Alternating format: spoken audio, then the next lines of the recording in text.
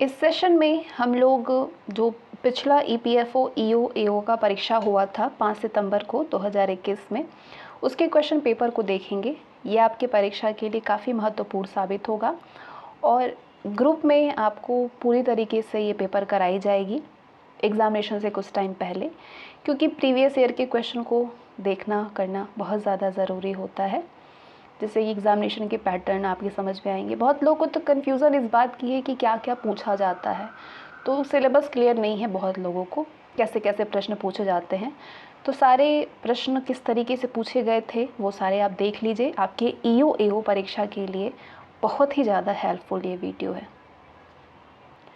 Paper 2 part में आते हैं, एक पार्ट ए होता है, पार्ट बी होता है। अलग अलग पेपर नहीं दिया जाएगा, एक ही पेपर में ऐसा होता है।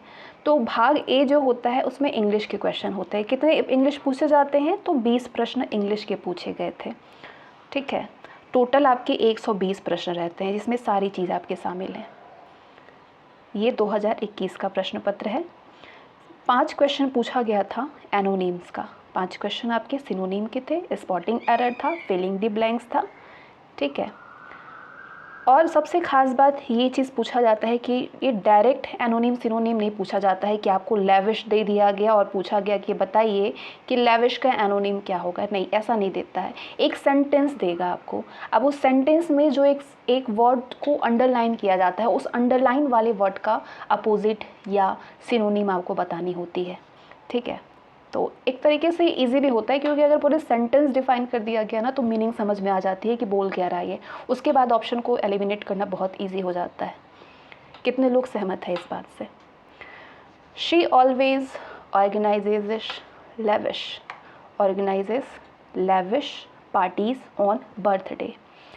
मतलब एकदम ठाट बाट वाले बर्थडे ऑलवेज हमेशा वो ऑर्गेनाइज करता है। ठीक है, तो ठाट बाट वाली यहाँ बात हो गई। लेविश मतलब क्या होता है? ठाटदार होता है। ठीक है, ठाटदार। तो अब इसका उल्टा क्या होगा? ठाटदार का अपोजिट होता है मितव्ययी।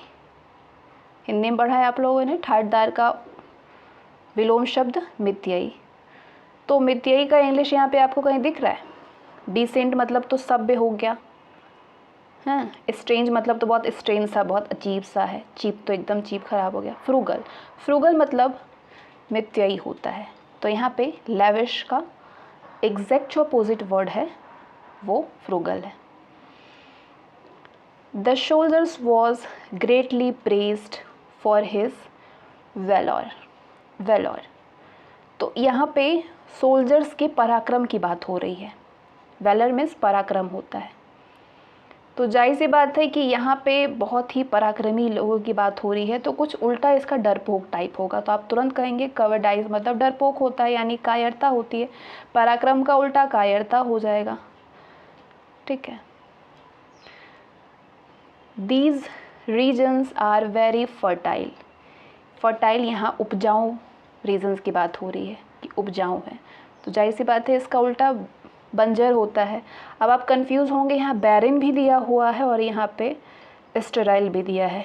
तो यहाँ पे आप आंसर स्टेराइल कर सकते हैं, स्टेराइल कर सकते हैं, या बैरन भी कर सकते हैं। बैरन का फर्टाइल होता है। कंफ्यूज करने के लिए दे दिया गया है, तो यहाँ पे आप इसको कर सकते हैं। कितने कितने लोगों ने फर्स्ट लगाया आंसर, किन्होंने थर्ड लगाया है बताइएगा आप। Some Sikh immigrants were detained at the airport. Immigrant मतलब होता है अप्रवासी। तो यहाँ प्रवासी है, बहुत डायरेक्ट आपको समझ में आ रहा है कि नेटिव्स होगा। The questions were so elementary. ये क्वेश्चन बहुत एलिमेंट्री टाइप है, सामान्य है, प्राथमिक है। तो यहाँ कुछ उन्नत टाइप की बात होगी। उन्नत क्या है? एडवांस्ड है। 5 क्वेश्चन कंप्लीट हो गया। अब 6 से 10 5 क्वेश्चन आपके फिलिंग द ब्लैंक से आए थे। 5 क्वेश्चन इंग्लिश ज़्यादा हार्ड नहीं दिया था, इंग्लिश बहुत ईजी पूछा गया था। तो आप इस बार अब ये भी नहीं है कि आप बिल्कुल निडर बैठे हैं इंग्लिश से कि इंग्लिश तो कर लेंगे, ऐसा नहीं है। ज़रूरी नहीं कि पिछली बार इजी है तो इस बार भी आपसे इजी वाला गेम खेले, ऐसा बिल्कुल नहीं होगा। तो it's time you went out and dash your own living. यहाँ पे आपको फिलिंग द ब्लैंक्स के लिए ऐसा है जैसे बैंकिंग में होता है, आपको यहाँ पे दे दिया जाता है, ऐसा नहीं है। यहाँ पे आपको कुछ सेंटेंस समझना है, इन चारों ऑप्शन में से जो मीनिंगफुल होगा वो उसमें यहाँ पे पुट करनी है। तो यहाँ पे लाइविंग का मतलब इतनी आमदनी जिस पर कि आमदनी जो हो उसको कमाने का ज़रिया, मतलब जीवन का निर्वाह किया जा सके, तो यहाँ पे अर्नड आप फील कर सकते हैं। It's time you went out and earned your own living, ठीक है। The elephant fail into a dash the hunters had set. तो हंटर है तो जाहिर सी बात है यहाँ पे ट्रैप होगा, ठीक है।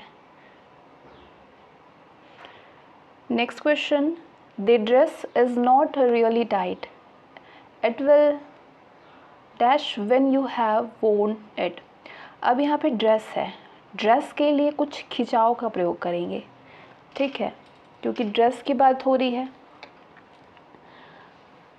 यहाँ पे जो आप देख रहे हैं बेंड, ये तो बांधने से संबंधित हो गया।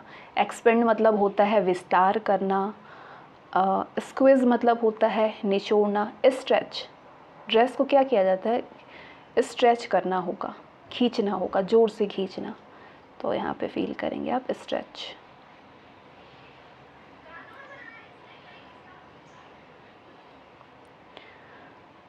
With his back to the old man, he stood at the window, first cleansed and his shoulders dashed with his chalked shopping. Fist है, fist cleansed बोल रहा है। यहाँ पे एप्रोप्रिएट वर्ड होगा आपका कुछ हिलाना डुलाना। शुक मतलब क्या होता है, हिलाना होता है, तो शुक यहाँ पे फील करेंगे आप।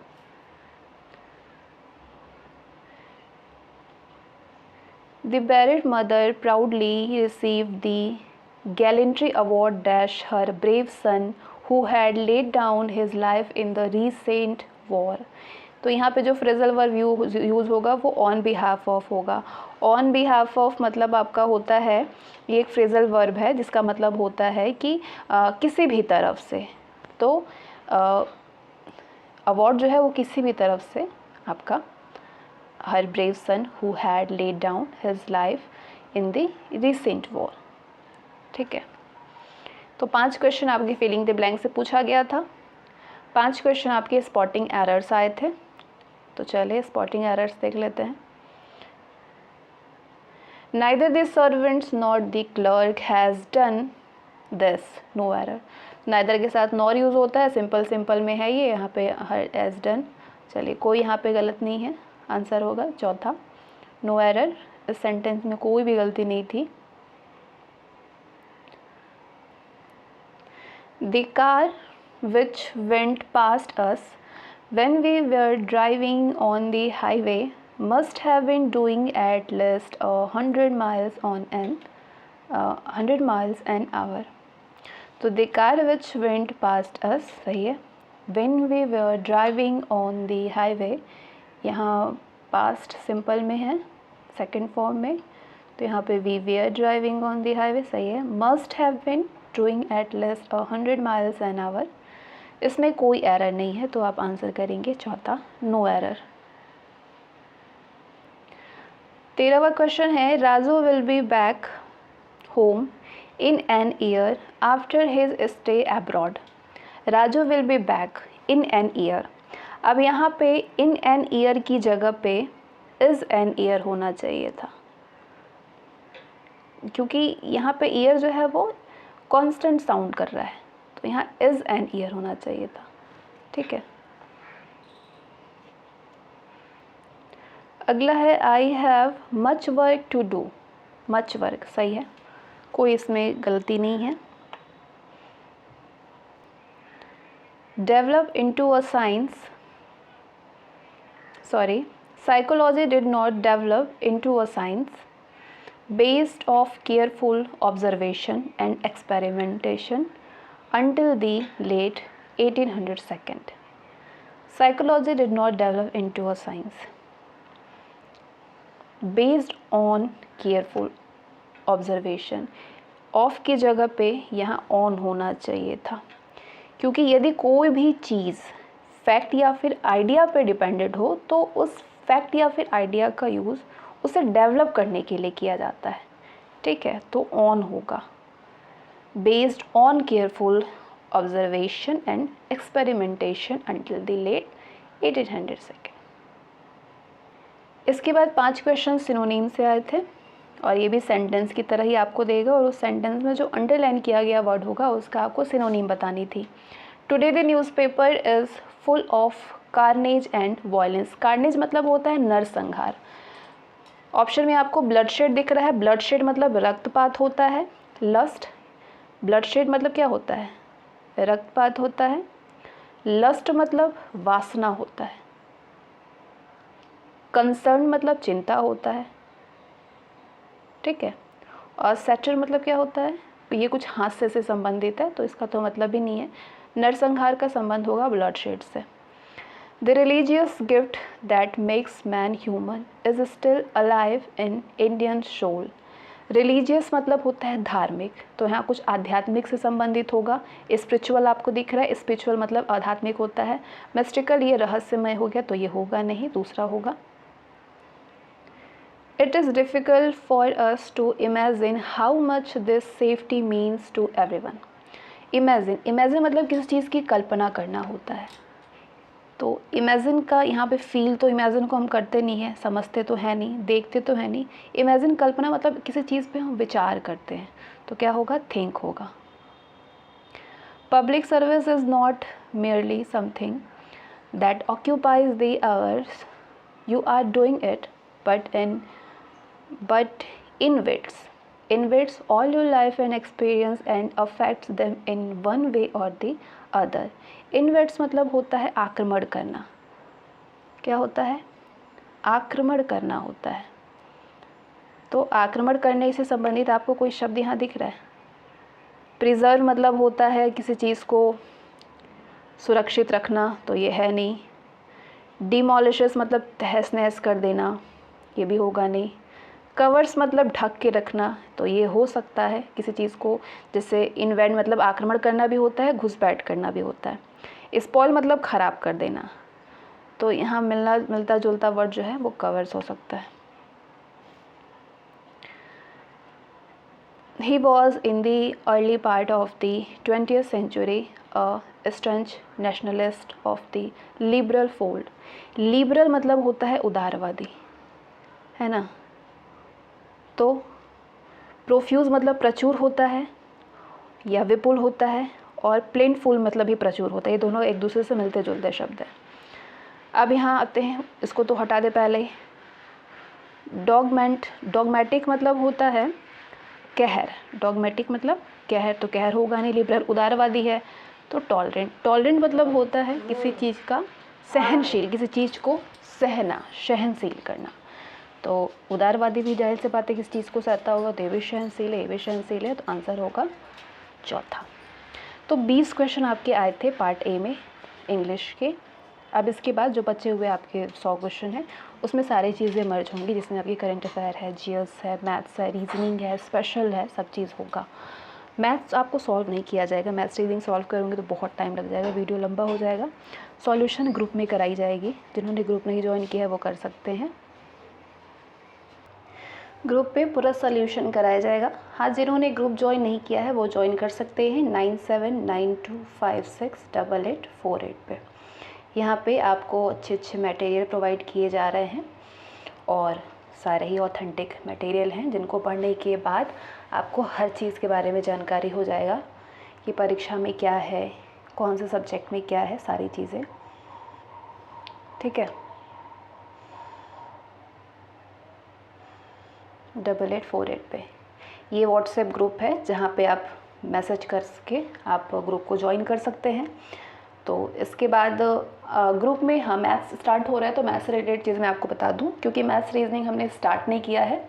मैथ्स में हमारा ये चीज़ प्लान है कि जो क्वेश्चन आंसर हम लोग कराने वाले हैं, जैसे जो मेंशन किया गया है जो टॉपिक आपके एग्जामिनेशन के लिए, ईओ एओ के लिए और एपीएफसी के लिए, तो उसमें से हम 10-12 टॉपिक उठाएंगे और हर क्वेश्चन से रिलेटेड 5 से 6 मेथड आपको बताई जाएगी क्योंकि परीक्षा में ऐसा होता है ना कि मेथड याद नहीं आते बहुत लोगों को, तो फिर वही ट्रेडिशनल मेथड पे आ जाते हैं जो कि टाइम टेकन हो जाता है। तो अगर इसीलिए हम 4 से 5 हर क्वेश्चन का 4 से 5 तरीका आपको बताएंगे करने का, कि कोई ना कोई तरीका तो आपको आ ही जाएगा। तो इस तरीके से हमारा प्लान है मैथ कराने का। मैथ अभी हमने स्टार्ट नहीं किया है, लेकिन बहुत जल्द मैथ स्टार्ट होने वाला है, ठीक है। तो अभी आपको स्पेशल कराई जा रही है, पॉलिटी एंड गवर्नेंस कराई गई है, और आपके इंडियन फ्रीडम स्ट्रगल कराया गया है, और अच्छे अच्छे मटेरियल प्रोवाइड किए जा रहे हैं। वोकैबलरी आपने इंग्लिश खोला और देखा, उसमें जो जितने भी वर्ड थे वो सारे वोकैब मैं पिछली बार प्रोवाइड की थी, और ग्रुप में डेली तो नहीं, लेकिन हाँ 700 वर्ड अब तक हमने दिया हुआ है वोकैब का, जिसमें आपके 6 7 सिनोनिम हैं, इसी तरीके 6 से 7 एनोनिम्स हैं। तो उसको पढ़ने के बाद आपके बहुत ज़्यादा वर्ड तैयार हो जाएंगे, और उसी वर्ड में से कहीं ना कहीं फंसने हैं वर्ड आपके। तो आप देख सकते हैं पिछली परीक्षा में भी फंसा था, जितने भी वर्ड आपने 2021 में देखे सारे वर्ड कराए हुए हैं। तो आप वहाँ से ग्रुप में जा कर के चीज़ों को डाउनलोड कर सकते हैं, और उसको डेली रिवीजन में अपने शामिल करिएगा उसको। इसके बाद अगला क्वेश्चन है, ये क्वेश्चन तो कराई नहीं, मैथ्स की क्वेश्चन आपको इसमें कराई नहीं जाएगी क्योंकि वीडियो बहुत ज़्यादा लंबा हो जाएगा, सोल्यूशन आपको दे दिया जाएगा। बस मैं आपको आंसर बता दे रही हूँ, आप खुद से सॉल्व ज़रूर से करिएगा। ऐसा नहीं कि चीज़ें मैं पढ़ रही हूँ तो आप भी साथ में पढ़ते रहिएगा। भले ही आपने इससे पहले भी 2021 का क्वेश्चन कर लिया हो, फिर भी इसको करिएगा। क्यों करिएगा? क्योंकि अगर आपने पिछली बार उसको कर लिया है, उसके बाद अगर आप इसको फिर से करेंगे और आपको आ जाएगा ना, तो आपका मोटिवेशन लेवल एकदम हाई हो जाएगा। अगर इसमें से आप 50% भी क्वेश्चन कर पा रहे हैं तो आप मान लीजिए कि आप एग्ज़ाम में बैठने लायक हैं। 50% भी अगर क्वेश्चन आपने सॉल्व कर लिया तो। और अगर दोबारा तिबारा इसको आप करने जा रहे हैं तो ये आपकी, क्योंकि रिवीजन करना सबसे ज़्यादा बेनिफिशियल होता है। अगर आपको क्वेश्चन ये आपने पहले भी कर लिया है, फिर अगर करने जाएंगे तो आप कहेंगे कि मुझे तो सारी चीज़ आ रही है, तो कॉन्फिडेंट लेवल बहुत बढ़ जाता है कि हम एग्ज़ामिनेशन के लिए तैयार हैं। तो 2 फ़ायदे, एक तो आपकी रिवीजन हो जाएगा, दूसरी चीज़ आपके कॉन्फिडेंट लेवल बहुत ज़्यादा हाई हो जाएगा, ठीक है। और प्रैक्टिस तो होते ही रहेंगे, क्योंकि वैरायटी जो आप मैथ्स के देखेंगे, यहाँ पे रीजनिंग के देखेंगे, वैरायटी ऐसे ही रहती है, नंबर चेंज होता है, तो आपकी प्रैक्टिस भी होते चलेंगे, ठीक है। और प्रीवियस ईयर के क्वेश्चन अगर आ गए तो वो भी आप कर पाएंगे। तो प्रीवियस ईयर क्वेश्चन बहुत इंपॉर्टेंट रोल प्ले करता है। निम्नलिखित में से कौन सा 21 और 55 के बीच की सभी अभाज्य संख्याओं का औसत है? अभाज्य संख्या बोल रहा है 21 और 25 के बीच में, तो 21 से 25 के बीच में आपके 21 के बाद 23 आता है, 29 आता है, फिर 31 आता है, 37 आता है, 41 आता है, और 55 बोल रहा है ना, तो 53 भी आता है। अपॉन 8 करके सारे को ऐड करके इसका डिवाइड कर दीजिए, ठीक है। डिवाइड करने के बाद आप देखिए इन चारों में से कौन सा आपका आंसर आ रहा है। आंसर अगर आपका 38 आ रहा है तो बिल्कुल सही आ रहा है। चलिए, यदि ए और बी की चाल में 5:6 का अनुपात है और 1.2 किलोमीटर की एक दौड़ में बी ए को 70 मीटर आगे से शुरुआत करने की अनुमति देता है, तो दौड़ में कौन जीतेगा और कितनी दूरी से जीतेगा? पॉज करिए और खुद से इसको सॉल्व करिए, ठीक है। मेथड मैं बताऊंगी तो बहुत लंबा हो जाएगा। आंसर मैं आपको बताती हूँ। इसमें आपका आंसर होगा बी दौड़ेगा, जीतेगा और 130 मीटर से जीतेगा। अब ये सबसे इजी प्रश्न, एम की आयु 60 वर्ष है, आर से 4 वर्ष बड़ा है, वी एम से 5 वर्ष छोटा है, और वी का सबसे छोटा भाई बी है और वो वी से 6 वर्ष छोटा है। एम और बी की आयु में कितने वर्ष का अंतर है बताइए। सॉल्व करिए और आंसर करिए। आंसर इसमें आपका 15 वर्ष आएगा। अंग्रेजी वर्णमाला को निम्नलिखित तरीके से क्रम बदल करके लिखा जाता है, जैसे कि 6 अक्षरों को विपरीत करने पहले 6 अक्षर कौन कौन से होते हैं? ए से एफ तक होता है ना पहला 6 अक्षर, तो इसको अपोजिट करके लिख लीजिए, एफ ई डी, ठीक है, सी बी ए। पहले 6 अक्षरों को विपरीत करके लिख लिए। फिर अगले 6 अक्षर, ई के बाद क्या होता है, एफ के बाद जी से एल तक यानी एल, के, जे, आई, एच और जी, ये 6 अक्षर हो गया। इसके बाद क्या कह रहा है, उसी तरह से अन्य अक्षरों को भी लिख दीजिए। तो यानी एल के बाद क्या आता है, एम आता है। एम से आर तक 6 अक्षर हुआ यानी आर, अपोजिट करके बस लिख देना है, R, Q, P, O, N और एम, ये 6 अक्षर हो गए। फिर आर के बाद क्या आता है, एस आता है। एस से एक्स तक आपका 6 अक्षर हुआ, तो X, W, V, U, T और एस, ये 6 अक्षर हो गए। बचा क्या, क्या बोल रहा है, इसी तरीके से अंत में y और z को एक दूसरे के स्थान पे लिख दीजिए यानी z और y, ये बन गया। अब ये कह रहा है आपसे प्रश्न में, ये आपने लिख लिया,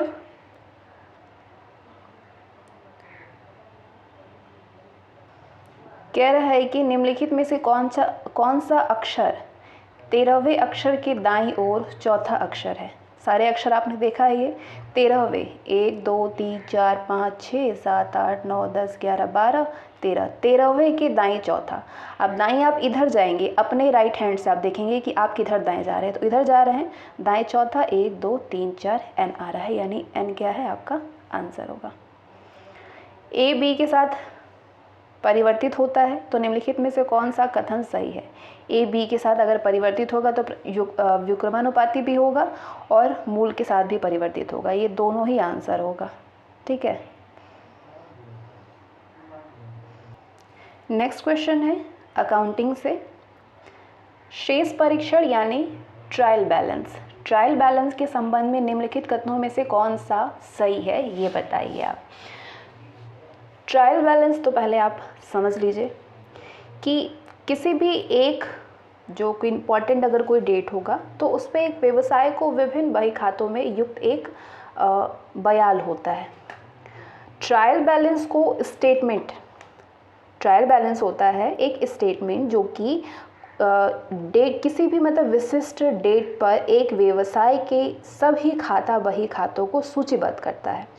इसका उपयोग ये सुनिश्चित करने के लिए किया जाता है कि सभी डेबिट शेषों का, जो डेबिट बचा है, डेबिट में जो शेष बचा है उसका योग सभी क्रेडिट शेषों के योग के बराबर है, जो कि वित्तीय विवरण तैयार करने के लिए एक आधार के रूप में कार्य करता है। तो क्या होगा, किसी विशेष तारीख को किसी इकाई के विविध खाता बही शेषों से संबंधित क्या होता है, विवरण होता है। ठीक है, नेक्स्ट क्वेश्चन, मशीनरी के संस्थापन के लिए प्रदत्त मजदूरी निम्नलिखित में से किस खाते में नामे डाली जाती है, किस लेखा में। मशीनरी की मशीनरी लेखा में डाला जाएगा। मशीनरी की स्थापना के लिए भुगतान की गई मजदूरी को मशीनरी खाते में डेबिट किया जाना चाहिए।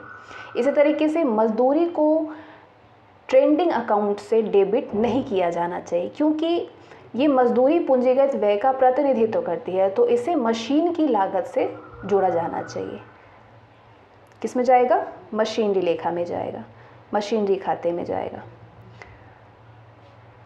चालू देयताएं कब देय होती है। चालू देयताएं 1 वर्ष के भीतर देय होती है। जो अभी वर्तमान में देनदारियां कंपनी की जो भी वित्तीय देनदारियां हैं, जो कि 1 वर्ष के भीतर या एक सामान्य परिचालन चक्र के भीतर होती है। एक परिचालन चक्र, जिसे नगद रूपांतरण चक्र के रूप में भी जाना जाता है, वो समय होता है जब कंपनी को इन्वेंट्री खरीदने और इसे बेचने से नकदी में बदलने में समय लगता है, 1 वर्ष के भीतर। क्या शेष परीक्षण यानी ट्रायल बैलेंस के नामे और जमा पक्ष यानी डेबिट और डेबिट साइड का योग समान होता है। हाँ, समान होता है, समान होगा। और क्या होगा, हाँ, हमेशा समान होता है। ट्रायल बैलेंस एक विशेष समय पर सभी खाता बही शेष का एक विवरण होता है। ये सुनिश्चित करने के लिए तैयार किया जाता है कि सभी डेबिटों का कुल योग सभी क्रेडिटों के योग के बराबर हो। अगर आप समझना चाहें तो ऐसे भी समझ सकते हैं कि ये जो बही खाता सिस्टम है उसकी सटीकता की जांच करने और ये सुनिश्चित करने के लिए एक परीक्षण होता है कि रिकॉर्डिंग लेन देन में कोई त्रुटि नहीं हुई है। लेखाकार और लेखा परीक्षकों के लिए ट्रायल बैलेंस एक उपयोगी उपकरण होता है, क्योंकि ये उन्हें बही खाता प्रक्रिया में की गई किसी भी त्रुटि की पहचान करने में क्या करता है, हेल्प करता है। यदि ट्रायल बैलेंस के डेबिट पक्ष का योग क्रेडिट पक्ष के योग के बराबर होता है तो ये माना जाता है कि बही खाता बिल्कुल सही है, इसमें कोई भी त्रुटि नहीं है। ठीक है, तो ये बहुत सही मतलब ज़रूरी उपकरण होता है। किसके लिए? लेखाकारों के लिए भी और लेखा परीक्षकों के लिए भी। निम्नलिखित में से प्रथम बही कौन सी है जिसमें किसी व्यवसायिक इकाई के लेन देन दर्ज किए जाते हैं? आप खुद भी सॉल्व करते रहिए क्वेश्चन को, बाद के लिए छोड़ देंगे तो वो बाद में ही होता रहेगा। जो भी उठा है उसे अभी कंप्लीट करिए। जनरल होता है जिसको हिंदी में रोजनामचा कहते हैं। जनरल वो प्रथम पुस्तक है जिसमें कि एक व्यवसायिक इकाई के लेन देन दर्ज किए जाते हैं। लेखांकन में एक जनरल एक पुस्तक या रिकॉर्ड है जहाँ पे वित्तीय लेन देन पहले दर्ज किए जाते हैं, इससे पहले कि वे एक खाता बही में स्थानांतरित हो जाते हैं। इसे मूल प्रविष्टि की पुस्तक के रूप में भी जाना जाता है, क्योंकि सभी लेन देन शुरू में या कालानुक्रमिक क्रम में दोहरे प्रविष्टि लेखा प्रणाली का उपयोग करके दर्ज किए जाते हैं। अब लेन देन को जनरल में दर्ज करने के बाद उन्हें तब वर्गीकृत किया जाता है और खाता बही में संबंधित खातों में स्थानांतरित कर दिया जाता है। बही खाता एक व्यवसाय में सभी लेन देन का पूरा रिकॉर्ड प्रदान करता है और इसका उपयोग बैलेंस शीट और आय विवरण जैसे वित्तीय विवरण तैयार करने के लिए किया जाता है। तो क्या है ये? प्रथम बही कौन सी है? जनरल है। क्वेश्चन नंबर 31 है, इनमें से कौन भारत में अतिवादी राष्ट्रीय विचारधारा का प्रतिनिधित्व नहीं करते हैं? अतिवादी राष्ट्रीय विचारधारा के, इसमें आपके कृष्ण कुमार मित्र नहीं करते हैं। ठीक है, अश्विनी कुमार दत्त करते हैं, विष्णु शास्त्री करते हैं और लाला लाजपत राय करते हैं। आपके 20वीं शताब्दी की शुरुआत तक राष्ट्रवादी विचारकों का एक समूह उभरा था जिन्होंने राजनीतिक कार्यों के लिए अधिक उग्रवादी दृष्टिकोण की वकालत की थी। इनमें आपके बंगाल में राजनारायण बोस थे, अश्विनी कुमार दत्त थे, अरविंद घोष हैं और विपिन चंद्र पाल शामिल थे। वहीं महाराष्ट्र में विष्णु शास्त्री थे और बाल गंगाधर तिलक थे। पंजाब में आपके लाला लाजपत राय थे। बाल गंगाधर तिलक इस विचारधारा के सबसे उत्कृष्ट प्रतिनिधि के रूप में उभरे। वहीं आपके कृष्ण कुमार मित्र जो हैं ये संजीवनी के संपादक थे और विभाजन विरोधी आंदोलन में एक प्रमुख उदारवादी नेता थे।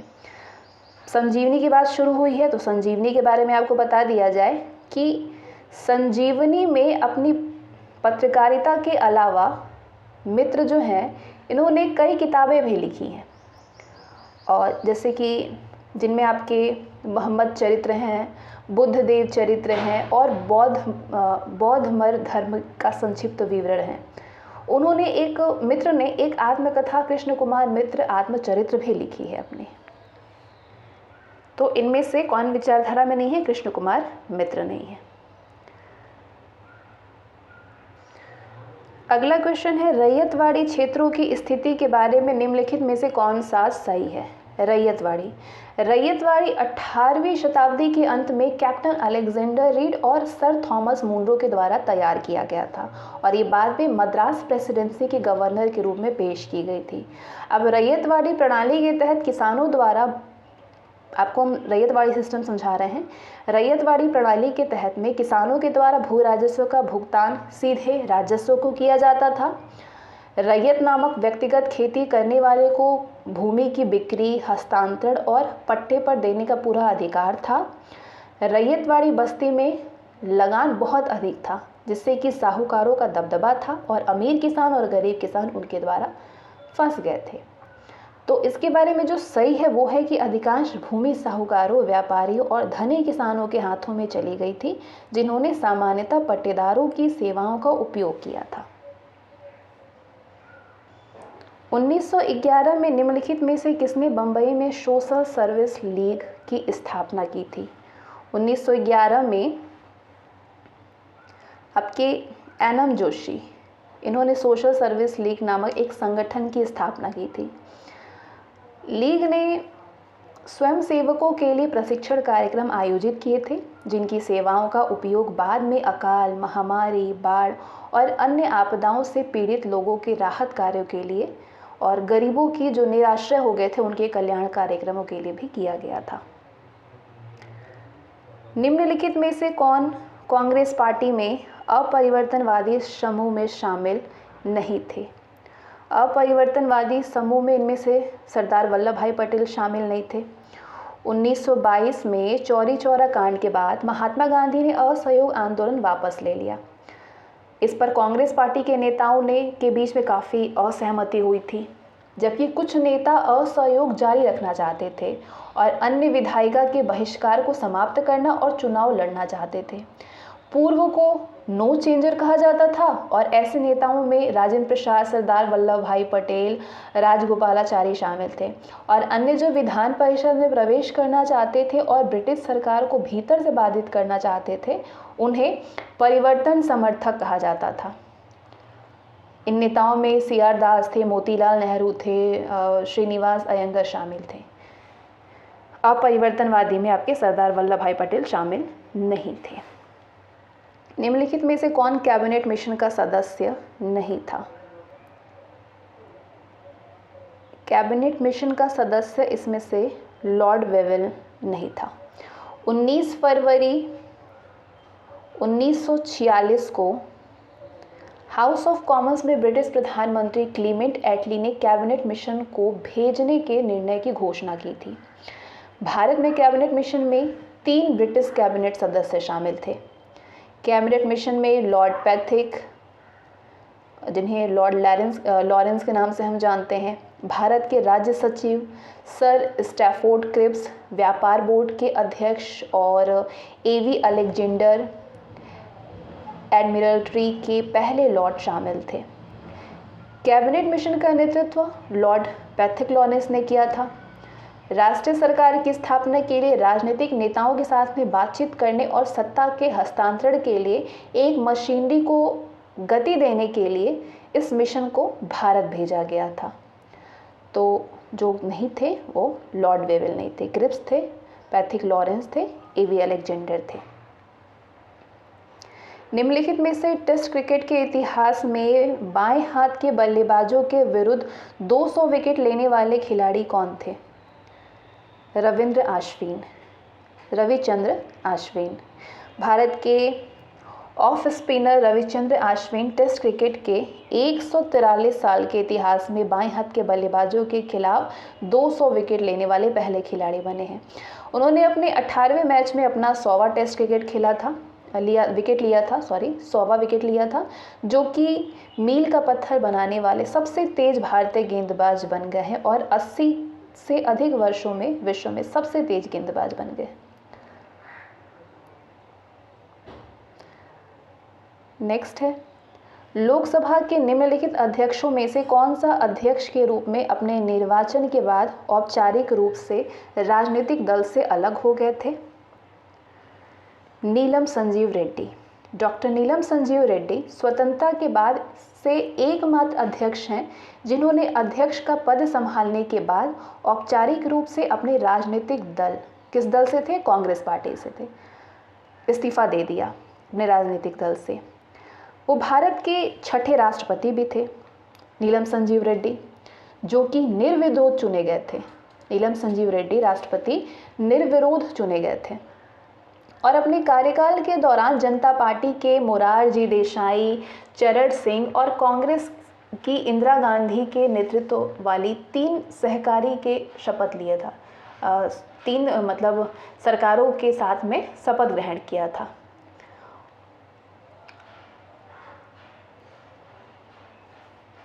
वो आंध्र प्रदेश के पहले मुख्यमंत्री भी थे, जिन्हें कि राज्य के नीलम संजीव रेड्डी आंध्र प्रदेश के पहले मुख्यमंत्री भी थे। इन्हें राज्य के नवनिर्माण और आधुनिकीकरण का श्रेय भी दिया जाता है।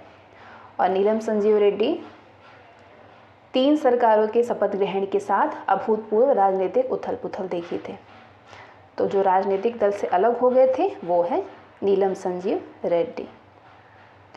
यूनेस्को वर्ष 2000 से 21 फरवरी को अंतर्राष्ट्रीय मातृभाषा दिवस के रूप में मना रहा है। तो अंतर्राष्ट्रीय मातृभाषा दिवस मनाने संबंधी विचार की पहल निम्नलिखित में से किस राष्ट्र ने की थी? बांग्लादेश ने। विश्व भर में भाषाई और सांस्कृतिक विविधता और बहुभाषावाद को बढ़ावा देने के लिए प्रतिवर्ष 21 जनवरी को अंतर्राष्ट्रीय मातृभाषा दिवस या फिर मातृभाषा दिवस मनाया जाता है। इस दिन को मनाने का विचार सबसे पहले बांग्लादेश में आया था। संयुक्त राष्ट्र शैक्षिक, वैज्ञानिक और सांस्कृतिक संगठन यूनेस्को के आम सम्मेलन ने नवंबर 1999 में 21 फरवरी को अंतर्राष्ट्रीय भाषा दिवस के रूप में मनाने का निर्णय लिया। बांग्लादेश में 21 फरवरी को उस दिन मतलब 21 फरवरी के दिन वर्षगांठ है जब बांग्लादेश के लोगों ने बांग्ला भाषा की मान्यता के लिए लड़ाई की थी। तब पूर्वी पाकिस्तान था। ये पश्चिम बंगाल में भी मनाया जाता है। हाल ही में डॉक्टर नगोजी ओकोंजो-इवेला विश्व व्यापार संगठन यानी WTO की प्रथम महिला महानिदेशक चुनी गई हैं। तो वो किस देश की हैं? इस तरीके के प्रश्न भी पूछे गए थे, तो इस तरीके का प्रश्न आपका याद होना चाहिए। नाइजीरिया की। नाइजीरिया के न्योजी ओकोंजो-इवेला विश्व व्यापार संगठन के वर्तमान महानिदेशक हैं।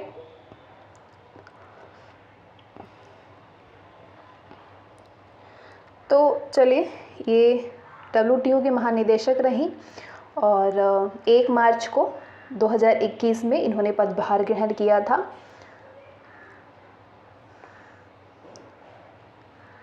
कलादान मल्टी मॉडल पारगमन परिवहन परियोजना निम्नलिखित में से किस देश को भारत के साथ जोड़ेगी? म्यांमार को जोड़ेगी। कलादान परियोजना म्यांमार में सितवे बंदरगाह को भारत म्यांमार सीमा से जोड़ती है। सितवे रखाइन राज्य म्यांमार की राजधानी है। इस परियोजना के अंतर्गत सड़क, नदी, बंदरगाह आदि के माध्यम से कोलकाता को म्यांमार से और फिर म्यांमार को कलादान नदी से भारत के उत्तर पूर्वीय राज्यों को जोड़ा जा रहा है। इस परियोजना का मुख्य हिस्सा म्यांमार के रखाइन और चीन प्रांतों से होकर के गुजरता है।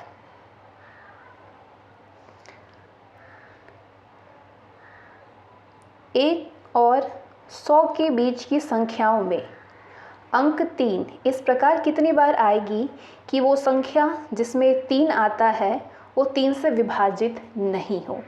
1 से 100 तक के बीच में 3 वाले संख्या, एक तो आपका 3 होता है, 13 होता है, 23 होता है, 30 होता है। 3 वाले संख्या में आपका 31 आ गया, 32 होगा। ये तो 30 से लेकर के तो सारे ही होंगे। 33 है, 34 है, 35 है, 36 है, 37 है, 38 है, 39 है। आप फास्ट लिखिएगा, मैं थोड़ा स्लो हूँ तो 40 नहीं है आपका, क्योंकि 40 में आपका 3 तो आ नहीं रहा है। 53 है, 63 है, 100 तक बोला है तो 73 है, 83 है और 93 भी है। अब इसमें संख्याओं में जो 3 से विभाज्य है वो आपका 3 भी 3 से विभाज्य होता है। 13 को काट दीजिए, 23 को काट दीजिए, 30 कटता है, 31 को काट दीजिए, 32 को काट दीजिए, 33 आपका होगा, 34 नहीं होगा, 35 नहीं होगा, 36 होगा, 37 नहीं होगा, 38 भी नहीं होगा, 39 नहीं होगा, 53 नहीं होगा, 63 होगा, 73 भी नहीं होगा, 83 भी नहीं होगा, 93 होगा और 39 भी है। सॉरी, 39 इसमें लिखे नहीं है, 39 भी होगा। तो कुल मिलाकर के आपके और जो विभाज्य नहीं है वो है बाकी बचे हुए। तो 3 की अभिष्ट संख्या क्या होगी? 12 होगी। अब मैं कोशिश नहीं करूँगी करने की, क्योंकि वीडियो बहुत लंबा हो जाएगा। बस मैं आपको दिखा दे रही हूँ क्या क्या होगा। ये प्रश्न है, इसको सॉल्व करिए और शेड्स क्या होगा बताइए। आंसर मैं बता देती हूँ, 7 आना चाहिए। अगर आपका 7 आ रहा है तो सही आ रहा है। नेक्स्ट है √3 माइनस √2 और इसके व्युत्क्रम का समांतर माध्य निम्नलिखित में से क्या है? व्युत्क्रम का समांतर माध्य, n इक्वल टू आप कर सकते हैं 1/n करके। अगर आप इतना फॉर्मूला यूज़ ना करना चाहें तो बहुत सिंपल ही होता है, अगर ऊपर वाला अगर प्लस है ना तो नीचे वाला माइनस है ना तो नीचे वाला प्लस करके कर देते हैं। तो मतलब इसका नीचे वाले से भी करेंगे और ऊपर वाले से भी करेंगे 2 और ये √2 करके, या फिर अपॉन 2 कर दीजिए इसको डायरेक्ट। √2 आंसर आएगा, ऊपर नीचे कट जाएगा, ये √3 आंसर आएगा। ठीक है, अगला क्वेश्चन ये कह रहा है आपसे कि मान लीजिए x और y ऐसी दो धनात्मक संख्याएं हैं कि जब x में 2 कम किए जाते हैं और y में 2 की वृद्धि की जाती है तो इन दोनों का अनुपात 2:1 हो जाता है, और जब x में 2 की वृद्धि की जाती है और y में 2 कम किए जाते हैं तो इन दोनों का अनुपात 3:1 हो जाता है। तो इनमें से x और y किसके बराबर है, सॉल्व करिए। ठीक है, और आंसर देख लीजिए इसमें से कौन आंसर आपका आएगा। राइट आंसर होगा 20। ये अगला क्वेश्चन है मैथ्स का, इसको देख लीजिए। क्वेश्चन नंबर 47 है असंसाधित निविष्ट आंकड़ों यानी इनपुट डेटा को उपयोगी सूचना में परिवर्तित करने के लिए सभी कंप्यूटरों के द्वारा निम्नलिखित में से कौन सा मूलभूत प्रचालन निष्पादित नहीं किया जाता है। स्विचिंग नहीं किया जाता है। जो कच्चे इनपुट डेटा है उनको उपयोगी जानकारी में परिवर्तित करने और इसके एक उपयोगकर्ता के सामने प्रस्तुत करने के लिए सभी कंप्यूटर सिस्टम जो है वो 5 बुनियादी संचालन करते हैं। कौन कौन से कंप्यूटर सिस्टम के 5 बुनियादी संचालन हैं आपके। इनपुट होता है, इनपुट हो गया, प्रोसेसिंग होता है, आउटपुट हो गया, भंडारण हो गया और नियंत्रण हो गया। तो इनमें से आपका स्विच होगा। निम्नलिखित में से कौन सी मेमोरी अत्यधिक तीव्रगामी है और सीपीयू एवं मुख्य मेमोरी के बीच में उच्च वेग बफर के रूप में कार्य करती है। कैश मेमोरी है। कैश मेमोरी एक बहुत तेज़ मेमोरी होती है वैरायटी की, जो कि रैम और सीपीयू के बीच में बफर के रूप में काम करता है। ये अक्सर अनुरोधी डेटा और निर्देश रखता है ताकि ज़रूरत पड़ने पर वो सीपीयू को तुरंत उपलब्ध हो जाए।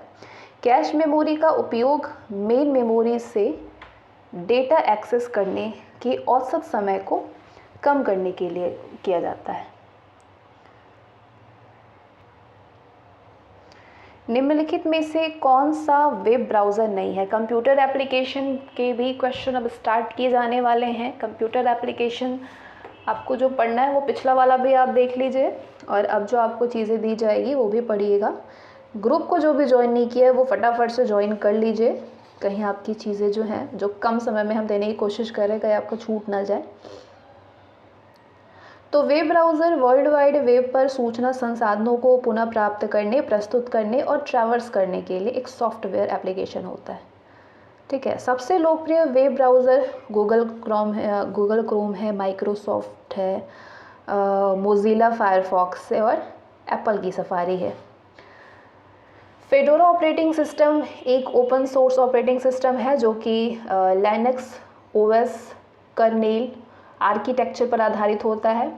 फेडोरा प्रोजेक्ट के तहत डेवलपर्स के एक समूह द्वारा फेडोरा ऑपरेटिंग सिस्टम विकसित किया जाता है और ये रेड हैट द्वारा प्रायोजित किया जाता है फेडोरा। ठीक है, निम्नलिखित में से कौन सा 1 GB सूचना को निरूपित करता है। 1 GB सूचना को तो 1024 MB करता है। वर्ष 1915 में दक्षिण अफ्रीका से लौटने के बाद गांधी जी सबसे पहले कहाँ पे व्यापक जन समुदाय के बीच में उपस्थित थे। गांधी जी आपके बनारस हिंदू विश्वविद्यालय में उपस्थित थे। भारत में महात्मा गांधी उन कुछ दूरदर्शी लोगों में से थे जिनके पास में स्वतंत्रता के लिए छात्रों को संगठित करने के मूल्य को महसूस करने की बुद्धि थी। उन्हें इस क्षमता का एहसास तब हुआ जब मदन मोहन मालवीय ने फरवरी 1916 में बनारस हिंदू विश्वविद्यालय, जिसे BHU हम कहते हैं, इसके उद्घाटन समारोह में बोलने के लिए आमंत्रित किया था। तो 1915 में दक्षिण अफ्रीका से अंतिम वापसी के बाद भारत में ये गांधी जी का पहला सार्वजनिक भाषण था। उन्हें भारत के भीतर उनकी स्थिति के बजाय दक्षिण अफ्रीका में उनके काम के कारण आमंत्रित किया गया था। इनमें से गांधी इज महात्मा के लेखक कौन है? गांधी इज महात्मा शाहिद अमीन। शाहिद अमीन दिल्ली विश्वविद्यालय में इतिहास के पूर्व प्रोफेसर हैं और स्टैफोर्ड, प्रिंसप, कोलंबिया और शिकागो में विजिंग फेलो भी रहे हैं। वो event metaphor memory, Chauri Chaura 1922 से 22 में जो हुआ था, और गांधी के रूप में महात्मा, गोरखपुर जिला पूर्वी यूपी के लेखक हैं। अमीन शाहिद, सॉरी उल्टा बोल दिया, शाहिद अमीन। भारत की स्वतंत्रता के समय निम्नलिखित में से कौन भारतीय राष्ट्रीय कांग्रेस के अध्यक्ष थे? JB कृपलानी थे। इंडियन फ्रीडम स्ट्रगल कराई जा रही है ग्रुप में और हर प्रश्नों को पकड़ा जा रहा है कि कुछ भी ना छूटे। 1931 के दौरान बिहार के गया जिले में प्रभावशाली किसान सभा आंदोलन किसके नेतृत्व में विकसित हुआ था? ये आपके सहजानंद के नेतृत्व में बिहार के गया जिले में एक मजबूत किसान सभा आंदोलन विकसित हुआ था। पीरपुर रिपोर्ट 1938 में किसने प्रस्तुत की थी? पीरपुर रिपोर्ट मुस्लिम लीग ने प्रस्तुत किया था। राष्ट्रीय हरित अधिग्रहण यानी नेशनल ग्रीन ट्रिब्यूनल, जिसे शॉर्ट फॉर्म NGT बोलते हैं, इससे संबंधित निम्नलिखित तथ्यों में से कौन सा सही नहीं पूछ रहा है, कौन सा सही नहीं है? तो इसके लिए आपको सही की जानकारी होनी चाहिए। तो NGT जो है वो पर्यावरण सर्वेक्षण और वनों और अन्य प्राकृतिक संसाधनों के संरक्षण से संबंधित मामलों के प्रभावी और शीघ्र निपटान के लिए राष्ट्रीय हरित क्रांति अधिग्रहण अधिनियम 2010 के तहत स्थापित एक विशेष निकाय था। न्यायालयों की तरह एक वैधानिक न्याय निर्णायक निकाय होने के नाते आवेदन दाखिल करने पर मूल अधिकार क्षेत्र के अलावा NGT के पास में न्यायालय यानी ट्रिब्यूनल के रूप में अपील सुनने का अपीलीय क्षेत्राधिकार भी है। ट्रिब्यूनल सिविल प्रक्रिया संहिता 1908 के तहत निर्धारित प्रक्रिया से बाध्य नहीं है, लेकिन प्राकृतिक न्याय के सिद्धांतों के द्वारा निर्देशित किया जाएगा। पहला सही है, दूसरा भी आपका सही है, ठीक है। ये गलत है कि सिविल प्रक्रिया संहिता के अधीन निर्धारित प्रक्रिया के आबद्ध नहीं है। चौथा भी सही है कि ये नैसर्गिक न्याय के सिद्धांतों से निर्देशित है। निम्नलिखित में से कौन सा प्राक्कलन समिति का अधिदेश है? प्राक्कलन समिति 30 सदस्य होते हैं। प्राक्कलन समिति में सभी सदस्यों को लोकसभा से लिया जाता है।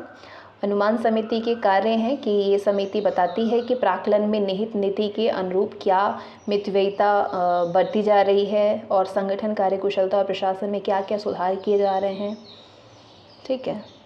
तो आंसर होगा पहला। प्रशासन में दक्षता और मितव्ययिता लाने के लिए वैकल्पिक नीतियों का सुझाव देना और ये जांचने के लिए कि क्या अनुमानों में निहित नीति की सीमाओं के भीतर पैसा अच्छी तरह से निर्धारित किया गया है, उस रूप का सुझाव देने जिसमें कि अनुमानों को संसद में प्रस्तुत किया जाना है। आर्थिक सर्वेक्षण 2020-21 के अनुसार वर्ष 2021-22 में भारत की वास्तविक GDP में वृद्धि कितनी रहेगी? तो ये आपका करेंट की क्वेश्चन है, 11% उस टाइम पे था। नीति आयोग में नीति शब्द किससे संबंधित है, यानी नीति का फुल फॉर्म आपको बतानी है। तो नीति का फुल फॉर्म होता है national institution for transforming India. इनमें से कौन सा नमामि गंगे कार्यक्रम का सही वर्णन नहीं है? नमामि गंगे कार्यक्रम एक एकीकृत संरक्षण मिशन है जिसे कि 2014 में जून में केंद्र सरकार के द्वारा प्रमुख कार्यक्रम के रूप में अनुमोदित किया गया था, जिसमें कि राष्ट्रीय नदी गंगा के प्रदूषण, संरक्षण और कायाकल्प के प्रभावी उपशमन के दोहरे उद्देश्यों को पूरा करने के लिए कितना 20,000 करोड़ रुपए के बजट परिव्यय को पूरा किया गया था। ये जल संसाधन मंत्रालय, नदी विकास और गंगा संरक्षण विभाग, जल शक्ति मंत्रालय के तहत में संचालित किया जा रहा है। 5 राज्यों उत्तराखंड, उत्तर प्रदेश, बिहार, झारखंड, पश्चिम बंगाल में गंगा नदी के तट पर स्थित 1674 ग्राम पंचायतों की पहचान की गई है। तो इसमें से कौन सा वर्णन नहीं कर रहा है, तो दूसरा वाला गलत है। उत्तर प्रदेश, बिहार और उड़ीसा राज्य को शामिल किया गया, गलत है। 5 हैं, कौन कौन से? उत्तराखंड, उत्तर प्रदेश, बिहार, झारखंड और पश्चिम बंगाल।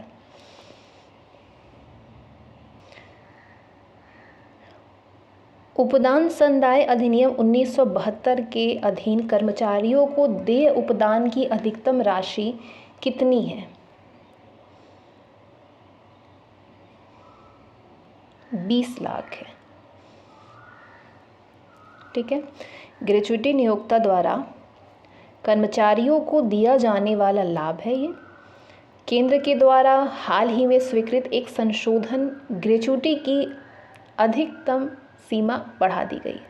अब जो है 10 लाख रुपए की पिछली सीमा से 20 लाख रुपए तक कर मुक्त कर दिया गया है, कर मुक्त, जो कि आयकर अधिनियम की धारा 10 के भाग 10 में आती है। और ये चीज़ आपको पढ़ाई गई है ग्रुप में। उपदान कितना है आप देख सकते हैं। किसी वयस्क कर्मकार के लिए सप्ताह में काम करने हेतु अनुमत घंटों की अधिकतम संख्या कितनी है? अधिकतम संख्या है 48 घंटे। वयस्क कर्मकार के लिए सप्ताह में काम करने के लिए कितना? 48।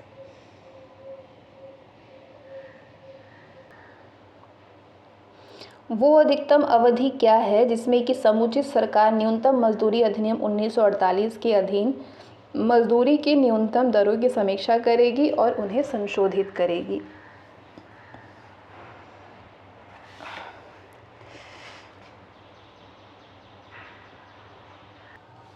2 वर्ष है। न्यूनतम मजदूरी अधिनियम 1948 आमतौर पर प्रतिदिन के आधार पर न्यूनतम मजदूरी दरों को निर्दिष्ट करता है और पूरे देश में विस्तारित होता है और कम से कम 5 साल की अवधि के भीतर ये संशोधित किया जाता है। हालांकि हर महीने महंगाई भत्ता बढ़ाने का प्रावधान है।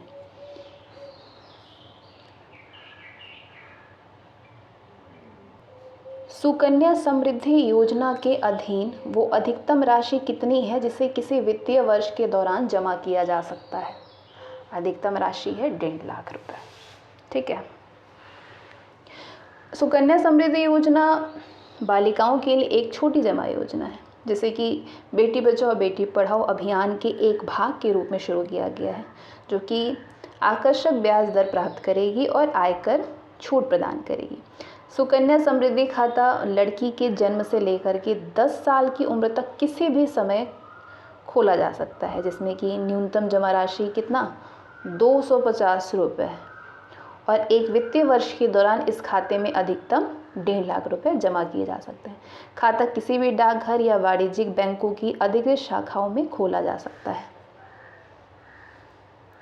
वो न्यूनतम और अधिकतम आयु कितने वर्ष है जिसमें कोई अभिदाता अटल पेंशन योजना में सम्मिलित हो सकता है?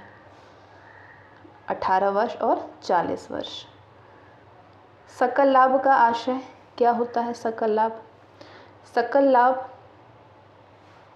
विक्रय में से बेचे गए माल की लागत को घटाने के बाद प्राप्त होता है। ठीक है। सकल लाभ बिक्री और बेची गई वस्तुओं की लागत के बीच का अंतर होता है और ये राजस्व की मात्रा का प्रतिनिधित्व करता है जो कि माल की उत्पादन और बिक्री की लागत से अधिक है। ये किसी भी कंपनी की लाभप्रदता का एक महत्वपूर्ण उपाय है और इसका उपयोग इसकी परिचालन दक्षता का आकलन करने के लिए किया जाता है।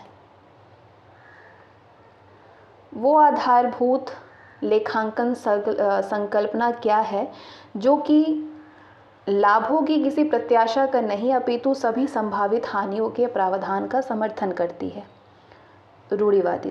रूढ़िवादिता एक लेखांकन सिद्धांत होता है जिसके लिए लेखाकारों को वित्तीय विवरण तैयार करने की आवश्यकता होती है, जो कि प्रकृति में सतर्क और विवेकपूर्ण है। ये सिद्धांत बताता है कि वित्तीय विवरणों को मुनाफे का अनुमान नहीं लगाना चाहिए, बल्कि सभी संभावित नुकसानों का अनुमान लगाना चाहिए। इस सिद्धांत के तहत जब अनिश्चितता या जोखिम शामिल होता है तो लेखाकारों को सावधानी बरतनी चाहिए और संभावित नुकसान या देयता दर्ज करनी चाहिए, भले ही ऐसा होना निश्चित ना हो। इसका मतलब ये है कि कंपनियों का जितनी जल्दी हो सके संभावित नुकसान और व्यय के लिए प्रदान करना चाहिए, भले ही राशि अनिश्चित हो। जैसे कि इन्वेंट्री का मूल्यांकन करते समय लेखाकारों को इन्वेंट्री के मूल्य को बढ़ा चढ़ा करके बताने से बचने के लिए कम लागत या बाजार मूल्य पद्धति का उपयोग करना चाहिए। इसी तरह प्राप्य खातों की संग्रहणीयता का अनुमान लगाते समय लेखाकारों को खराब ऋणों के लिए प्रदान करना चाहिए और संदिग्ध खातों के लिए भत्ता दर्ज करना चाहिए। कौन सा सिद्धांत? रूढ़िवादिता। Question number 68। बाजार में नए प्रतिस्पर्धी के प्रवेश करने एवं उत्पादन और विपणन विभागों के बीच अनबन होने जैसी घटनाएं जब लेखा बहियों में प्रकट नहीं की जाती है, तब किसी इकाई द्वारा निम्नलिखित में से कौन सी लेखा संकल्पना का प्रयोग किया जाता है? मुद्रा मापन का। मुद्रा माप अवधारणा बताती है कि एक व्यवसाय को केवल एक लेखा लेन देन को रिकॉर्ड करना चाहिए यदि इसे पैसे के संदर्भ में व्यक्त किया जा सकता है। इसका मतलब ये है कि लेखांकन लेन देन का फोकस गुणात्मक जानकारी के बजाय मात्रात्मक जानकारी पर है। बड़ी संख्या में आइटम किसी कंपनी की लेखा रिकॉर्ड में कभी भी परिलक्षित नहीं होता है, जिसका अर्थ होता है कि वे कभी भी अपने वित्तीय विवरणों में प्रकट नहीं होते हैं। मुद्रा मापन। निम्नलिखित में से कौन सी संस्था प्राप्ति और भुगतान लेखा तैयार करती है? कौन सी संस्था करती है? गैर व्यापारिक संस्थाएं। गैर व्यापारिक संस्थाएं रसीद और भुगतान खाता एक विशेष अवधि के दौरान एक गैर व्यापारिक चिंता के सभी नकद और बैंक लेन देन का सारांश होता है। गैर व्यापारिक प्रतिष्ठान ऐसे संगठन होता है जो कि लाभ के लिए सामान खरीदने और बेचने में संलग्न नहीं होते हैं, जैसे कि क्लब, समाज, धर्मार्थ संगठन और धार्मिक संस्थान। ये संगठन मुख्य रूप से अपनी गतिविधियों को पूरा करने के लिए दान, सदस्यता और अनुदान पर निर्भर करते हैं। रसीद और भुगतान खाता एक विशेष अवधि के दौरान सभी नकदी प्रवाह और बहिर्वाह का सारांश प्रदान करने के लिए तैयार किया जाता है। ये अवधि के दौरान प्राप्त और भुगतान की गई कुल राशि के साथ साथ प्रारंभिक और अंतिम नकदी और बैंक शेष दिखाता है। इसमें किए गए किसी भी निवेश और अवधि के दौरान किए गए ऋणों का विवरण भी शामिल होता है। आय और व्यय लेखा के संबंध में निम्नलिखित में से कौन सा कथन सही है? ये अवास्तविक लेखा है। ये नॉमिनल है, मतलब एक नाम मात्र खाता है। लेखांकन में 3 प्रकार के खाते होते हैं, आप जानते होंगे। एक वास्तविक खाता होता है, व्यक्तिगत खाता होता है और नाम मात्र खाता होता है। तो वास्तविक खाते मूर्त संपत्ति का प्रतिनिधित्व करते हैं, जैसे कि भूमि, भवन, मशीनरी और इन्वेंट्री। व्यक्तिगत खाते उन व्यक्तियों, फर्मों या संगठनों का प्रतिनिधित्व करते हैं जिनके साथ में कंपनी का वित्तीय संबंध है, जैसे कि ग्राहक, आपूर्तिकर्ताओं और लेनदार। नाम मात्र खाते राजस्व, व्यय, लाभ और हानि का प्रतिनिधित्व करते हैं। आय और व्यय खाता एक गैर व्यापारिक प्रतिष्ठान है, जैसे कि एक क्लब, समाज या धर्मार्थ संगठन के राजस्व और व्यय का एक विशेष अवधि में सारांश है। इसका उपयोग अवधि के दौरान संगठन के अधिशेष या घाटे की गणना के लिए किया जाता है। ये राजस्व और व्यय का सारांश देता है, इसलिए इसे नाममात्र खाते यानी नॉमिनल अकाउंट के रूप में भी जाना जाता है। तो ये क्या है? ये अवास्तविक लेखा है। The little book of encouragement पुस्तक के लेखक कौन है? Encouragement, little book of encouragement. ये तिब्बती आध्यात्मिक नेता दलाई लामा ने the little book of encouragement लिखा था। ठीक है, इनकरेजमेंट। दलाई लामा ने। इसमें 130 उद्ग्रहण शामिल हैं। इन्हें तेनजीन ग्यात्सो के नाम से भी जाना जाता है और उन्हें जीवित, दलाई लामा को जीवित बोधिसत्व माना जाता है, जो कि अवलोकितेश्वर का एक उत्सर्जन है।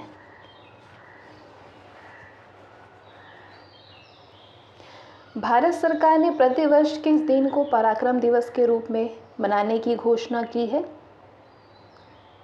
23 जनवरी को।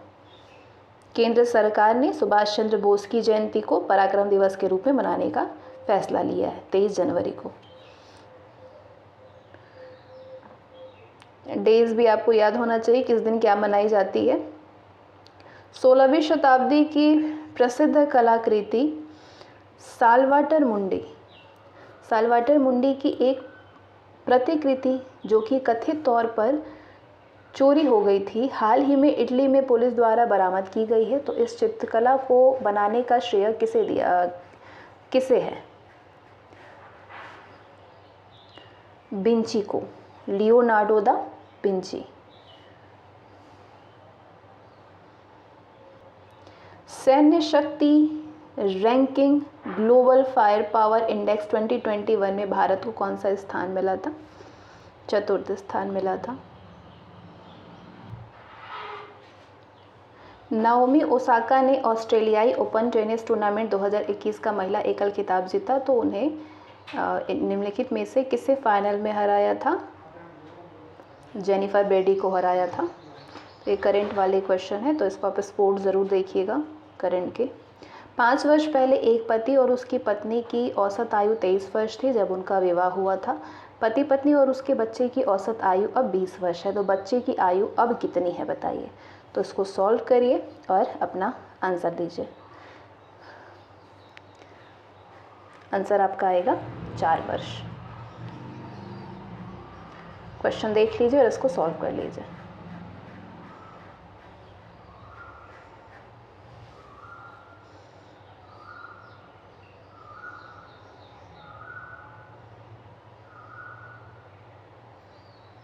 PDF आपको मिल जाएंगे। अब ये लिस्ट है, ये शब्द है और ये शब्द को उसका रियल व्याख्या क्या होता है उससे आपको मैच करनी है।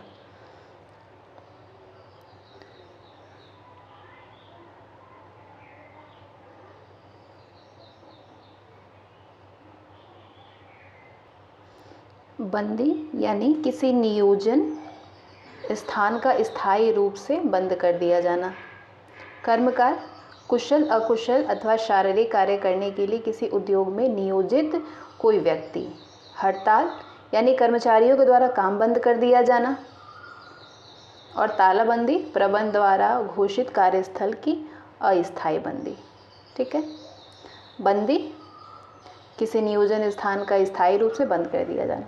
तो अधिनियम जो है बंद को रोजगार के स्थान या उसके हिस्से को स्थायी रूप से बंद करने के रूप में परिभाषित करता है। तो यहाँ पे नियोक्ता प्रतिष्ठान को इसका स्थायी रूप से बंद करने के लिए विवश है। अब कर्मकार की बात करें तो एक कर्मकार में कोई भी व्यक्ति यदि वो प्रतिशिक्षु सहित हो तो वो शामिल है, जो किसी भी उद्योग में मैनुअल अकुशल कुशल तकनीकी परिचालन लिपिकीय या पर्यवेक्षी कार्य करने के लिए कार्यरत है। इसमें आपके सेना, नौसेना, वायुसेना और पुलिस सेवा में प्रबंध या फिर प्रशासनिक क्षमता में कार्यरत लोगों को शामिल नहीं किया जाता है। बाकी अब हड़ताल और तालाबंदी तो समझ ही गए होंगे। हड़ताल काम करने की स्थिति, वेतन स्तर या फिर नौकरी के नुकसान के बारे में एक नियोक्ता के साथ तर्क के कारण काम जारी रखने की से इनकार करना होता है। तालाबंदी को औद्योगिक विवाद अधिनियम 1947 की धारा 2 के भाग 1 में परिभाषित किया गया है, जिसका मतलब होता है कि व्यवसाय के स्थान को बंद करना या काम का निलंबन या किसी भी नियोक्ता के द्वारा किसी भी संख्या में रोजगार जारी रखने से इनकार करना होता है। तो इनमें से इसका आंसर है पहला। कारखाना अधिनियम 1948 के अनुसार एडोलिसेंट कौन है? कारखाना अधिनियम 1948 के अनुसार मतलब एक बच्चा एक ऐसे व्यक्ति के रूप में जिसने अपनी 15 वर्ष की आयु पूरी कर ली है लेकिन उसने अभी 18 वर्ष पूरे नहीं हुए हैं, तो उसे किशोर के रूप में जाना जाता है। ठीक है, जिसने 15 वर्ष की आयु पूरी कर ली है लेकिन 18 वर्ष से कम आयु है। किसी नियंत्रित उद्योग का क्या आशय है? औद्योगिक विवाद अधिनियम 1930 नियंत्रित उद्योग की धारा 2 के अनुसार इसका मतलब होता है कि कोई भी उद्योग जिसका नियंत्रण संघ के द्वारा किसी केंद्रीय अधिनियम द्वारा जनहित में समीचीन घोषित किया गया हो। कोई ऐसा उद्योग जिसका संघ के द्वारा नियंत्रण में लाया जाना किसी केंद्रीय अधिनियम द्वारा लोकहित में समीचीन घोषित कर दिया गया है। किसी श्रमिक संघ यानी ट्रेड यूनियन के पंजीकरण के लिए अपेक्षित सदस्यों की न्यूनतम संख्या क्या है? 7 सदस्य। ट्रेड अधिनियम 1926 के उपबंध के अंतर्गत निम्नलिखित में से किन विवादों को व्यवसाय विवाद माना गया है? मतलब किसी व्यक्ति का ऐसा विवाद जो संबंधित है किससे? नियोजन से, अनियोजन से, श्रम परिस्थितियां से, इनमें से किनके 1926 ट्रेड यूनियन अधिनियम 1926 के उपबंध के अंतर्गत किन विवादों को व्यवसाय विवाद माना जाता है? तो व्यापार विवाद का मतलब होता है नियोक्ताओं और कामगारों के बीच में, या कामगारों और कामगारों के बीच में, या फिर ये विवाद आपके नियोक्ता और नियोक्ता के बीच में हो सकता है।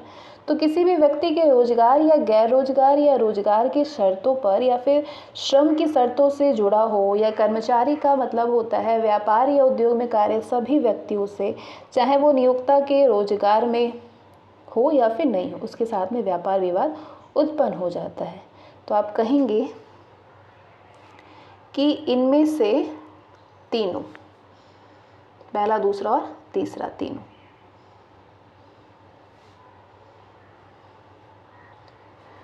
चलिए अब जल्दी जल्दी देख लीजिए आप। निम्नलिखित में से कौन सा भाषा अनुवादक नहीं है? लिंकर भाषा अनुवादक नहीं है, असेंबलर है, इंटरप्रेटर है, कंपाइलर है। निम्नलिखित कथनों में से कौन सा सही है? कथन देख लीजिए। आउटपुट डिवाइसों का किसी डिवाइस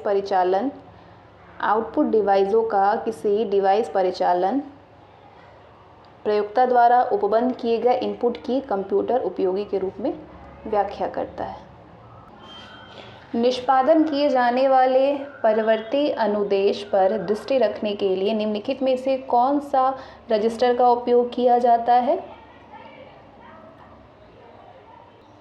ये आपका प्रोग्राम काउंटर का। अगले निर्देश का पता लगाने के लिए रजिस्टर को प्रोग्राम काउंटर कहा जाता है। तो आमतौर पर प्रत्येक निर्देश के निष्पादित होने के बाद प्रोग्राम काउंटर 1 से बढ़ जाता है ताकि उस पर अगले निर्देश का पता हो।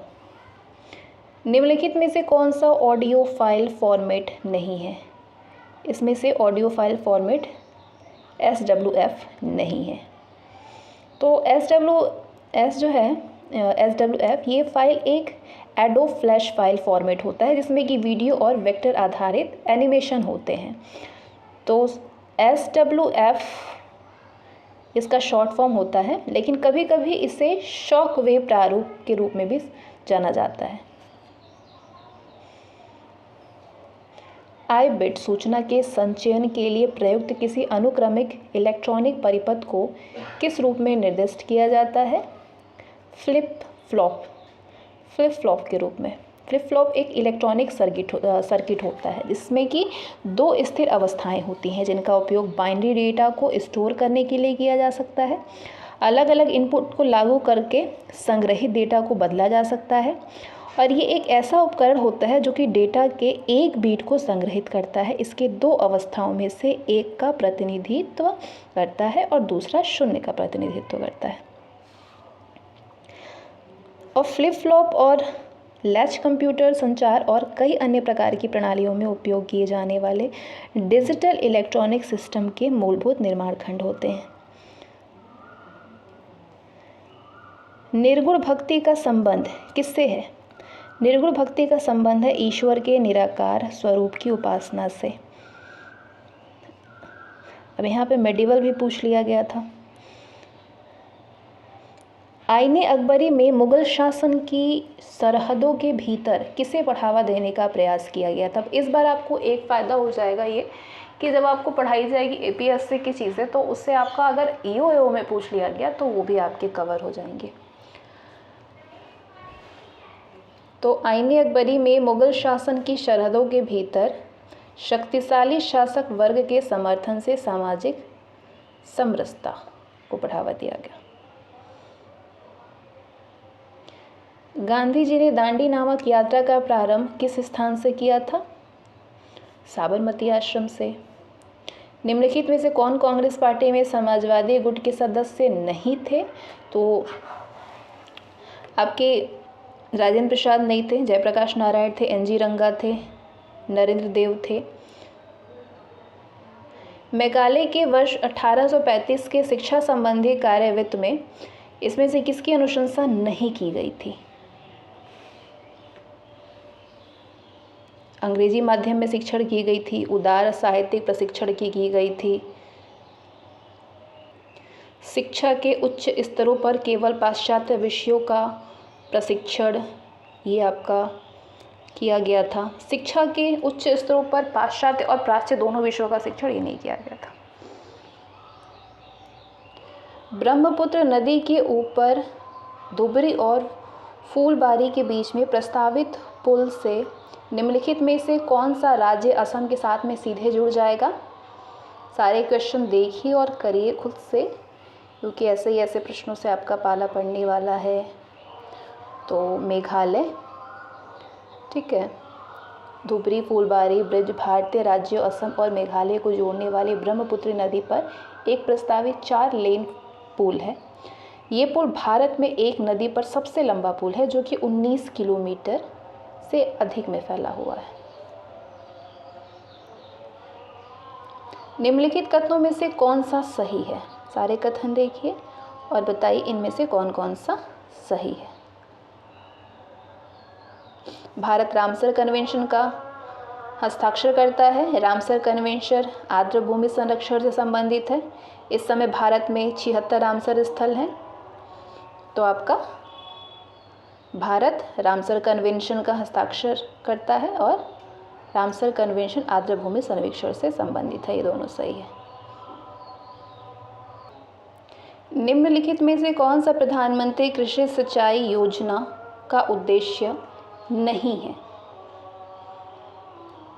उर्वरक अधिक उपज देने वाले किस्मों और पीड़कनाशियों के उपयोग के सहायकी प्रदान करना। सहायकी मतलब सब्सिडी। निम्नलिखित में से किस स्थान पर 1965 में एशिया का पहला निर्यात प्रक्रमण जोन यानी एक्सपोर्ट प्रोसेसिंग जोन स्थापित किया गया था? कांडला में। LPG ग्राहकों को सेवा प्रदान करने की सुलक्षित प्रणाली के रूप में प्रारंभ की गई योजना का नाम निम्नलिखित में से कौन सा है? चलिए देख लेते हैं। योजना का नाम है पहल। निम्नलिखित में से कौन सा मानव में स्त्री जननांग नहीं है? मानव में स्त्री जननांग पुंकेसर नहीं है। निम्नलिखित में से किसे वनस्पति जगत का उभयचर नहीं कहा जा सकता? जहाँ नहीं लगता है क्वेश्चन वही डिफिकल्ट हो जाता है। इसमें स्पायरोगायरा होगा आंसर। निम्नलिखित में से कौन सा वनोन्मूलन का परिणाम नहीं है? बढ़ता भौम जल स्तर नहीं है। सामान्य पुरुष में निम्नलिखित गुणसूत्रों में से बेमेल युग्म कौन सा है? X गुणसूत्र। वैक्सीन शब्द की उत्पत्ति एक लैटिन शब्द से हुई है जिसका अर्थ क्या है? जिसका अर्थ है गाय। किसी व्यक्ति की दोनों आँखों से बनने वाले प्रतिबिंब के संबंध में निम्नलिखित में से कौन सा कथन सही है? दोनों आँखों से बनने वाले प्रतिबिंब। प्रत्येक आँख किंचित भिन्न प्रतिबिंब को देखती है, किंचित भिन्न प्रतिबिंब को। निम्नलिखित में से कौन सा कथन सही है? सूक्ष्म तरंगों का तरंग दैर्घ्य का रेंज होता है। क्या होता है? इलेक्ट्रॉनिक स्पेक्ट्रम के माइक्रोवेव क्षेत्र को आमतौर पर उच्च आवृत्ति मतलब सबसे छोटी तरंग दैर्घ्य रेडियो तरंगों के साथ में ओवरलैप माना जाता है। तो माइक्रोवेव रेडियो और इंफ्रारेड लाइट के बीच में EM और EM स्पेक्ट्रम की सीमा में आते हैं। माइक्रोवेव उच्च आवृत्ति वाली विद्युत चुंबकीय तरंगें हैं जो कि माइक्रोस्कोपिक सर्किट और उपकरणों में धाराओं के द्वारा उत्पन्न की जा सकती है। तो इनमें से जो सही है वो है अवरक्त तरंगों और रेडियो तरंगों के बीच में रेंज होता है। हाइड्रोजन परमाणु का आकार कौन सा है इनमें से?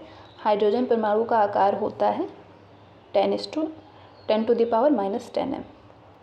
बल संबंधी इनमें से कौन सा सही है? ऋणात्मक बल आकर्षक प्रकृति का होता है।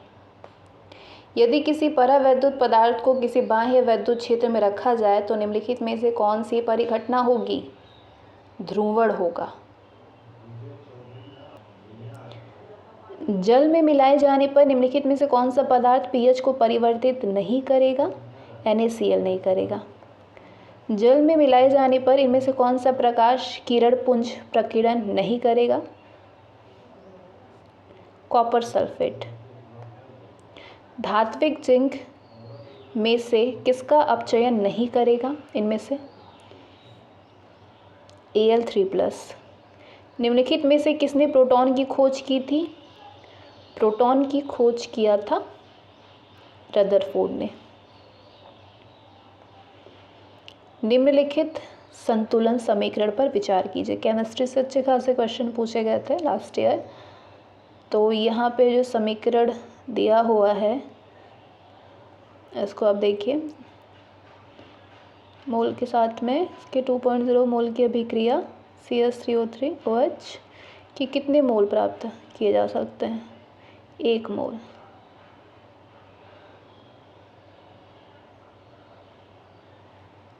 आंचलिक रेलवे और उनके मुख्यालयों के निम्नलिखित युग्मों में से कौन सा सही रूप से सुमेलित नहीं है?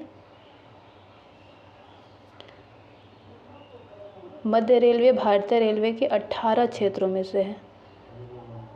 इसका मुख्यालय मुंबई के छत्रपति शिवाजी महाराज टर्मिनस में है। तो ये जो है ये मेल सही नहीं है। बाकी पूर्व कोलकाता है, पश्चिम मुंबई है, उत्तर नई दिल्ली है। वर्ष 2021 में भारत की गणतंत्र दिवस परेड में किस देश के त्रिसेना दस्ते यानी ट्राई सर्विस कंटिजेंट ने भाग लिया था? तो इस तरीके वाला इस बार का पूछ सकता है। बांग्लादेश ने 2021 में किया था। भारत के संविधान की 8वीं अनुसूची में भाषाओं की सूची में निम्नलिखित में से किस भाषा को शामिल नहीं किया गया है?